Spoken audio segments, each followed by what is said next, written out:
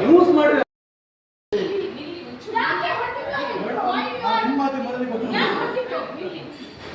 ಹೌದಾ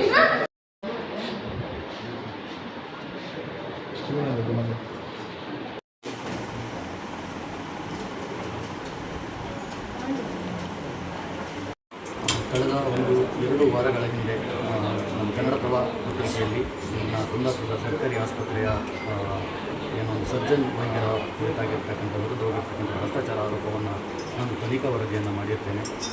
ಆ ಬಳಿಕ ವರದಿ ಪ್ರಕಟವಾದ ಬಳಿಕ ಏನು ಸರ್ಜನ್ ವೈದ್ಯ ಏನಿದ್ದಾರೆ ಅವರು ಸೋಷಿಯಲ್ ಮೀಡಿಯಾದಲ್ಲಿ ನನ್ನ ಬಗ್ಗೆ ವಾಚಾಮಗೋಚರವಾಗಿ ಇಲ್ಲ ಸಲ್ಲದ ಆರೋಪಗಳನ್ನು ಬರೆದಿದ್ದಾರೆ ಮತ್ತು ನನಗೆ ಜೀವ